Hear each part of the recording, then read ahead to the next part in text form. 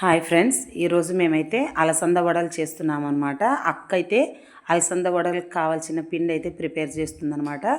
మనము అలసంద బ్యాళ్ళకి ఉన్న పొట్టంతా కూడా ఈ విధంగా క్లీన్ చేయడం జరిగింది కాబట్టి చాలా వైట్గా కనిపిస్తున్నాయి కదా. పై పొట్టు మొత్తం క్లీన్గా కడిగారనమాట. చూడండి మా కోడలి పిల్ల ఏ విధంగా స్టిల్స్ ఇస్తుందో పక్కన అక్క రుబ్బుతుంటే.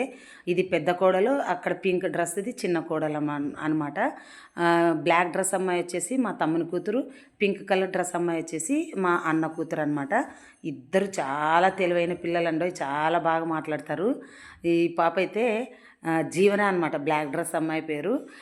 మా అక్క రుబ్బుతుంటే ఆ అక్కతో మాట్లాడుకుంటూ కామెంట్ చేసుకుంటా చాలా, ఒక యూట్యూబర్ అయితే ఏ విధంగా మాట్లాడుతుందో ఆ విధంగా ట్రై చేసుకుంటూ నాకు వీడియోలది, నన్ను ఫోటోలది అని చెప్పేసి ఆ పాప అయితే స్టిల్స్ ఇస్తుందన్నమాట మా కోడలి పిల్ల.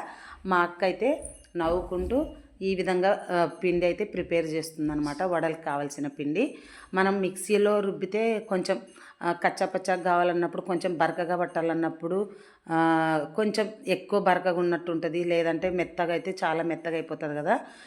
ఈ విధంగా రోట్లో కావచ్చు, మనం గుండు కింద కావచ్చు రుబ్బేటప్పుడు మనకి ఏ విధంగా కావాలంటే ఆ విధంగా కరెక్ట్ వచ్చేలాగా పిండి ఏ విధంగా మనకు కావాలనుకున్నామో ఆ విధంగా వచ్చేలాగా బాగా అయితే రుబ్బుకోవచ్చు అనమాట. ఇంకొకటి ఏమంటే మనం ఆ విధంగా చేసుకున్న పిండి చాలా టేస్టీగా ఉంటుంది అనమాట. కట్టెలపై గుండె కింద రుబ్బినది కానీ రోట్లో రుబ్బిన పిండితో చేసుకుంటే వడలు కూడా చాలా టేస్టీగా ఉంటాయి అన్నమాట.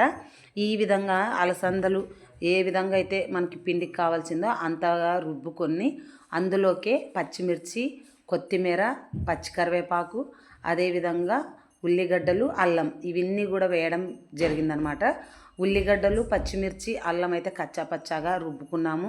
అదేవిధంగా కరివేపాకు, కొత్తిమీర అయితే చిన్నగా కట్ చేసి అయితే వేసుకున్నాం అనమాట. మా అక్క ఒక్కతే రుబ్బుతుంటే మా తమ్ముడు భార్య కూడా యాడ్ అయిందనమాట. ఇద్దరు కలిసి వాళ్ళు పిండి అయితే ప్రిపేర్ చేశారనమాట. ఈ విధంగా చూడండి ఏ విధంగా వేస్తున్నారు. కానీ చాలా జాగ్రత్తగా ఉండాలండి అట్లా చేయితో ఇట్లా నెట్టేటప్పుడు పిండిని. ఎందుకంటే పొరపాటున మనం లేట్ చేసామనుకో మనది చెయ్యి గుండె కింద పడిపోతుంది కాబట్టి చాలా జాగ్రత్తగా చేయాలన్నమాట. పిండి అంతా ప్రిపేర్ అయిన తర్వాత చూడండి మేమైతే కట్టెల పొయ్యి మీద నేను మా తమ్ముడు భార్య ఇద్దరు కలిసి వడలైతే ప్రిపేర్ చేస్తున్నాము. ఎంత కలర్ఫుల్గా వస్తున్నాయో ఒక్కసారి చూడండి. ఇంకొకటి ఏమో, ఎప్పుడైనా కూడా మనం గ్యాస్ మీద చేసిన వడల కంటే కూడా నాకు ఇవి కట్టెల పొయ్యి మీద చేసుకున్నందుకో ఏమో అక్కడ గుండె కింద రుబ్బుకున్నాం, ఇంకొకటి ఏమంటే ఇక్కడ కట్టెల పొయ్యి మీద కాల్చుకున్నాం కదా, చాలా అంటే చాలా టేస్టీగా ఉన్నాయండి. మాకైతే చాలా నచ్చాయి.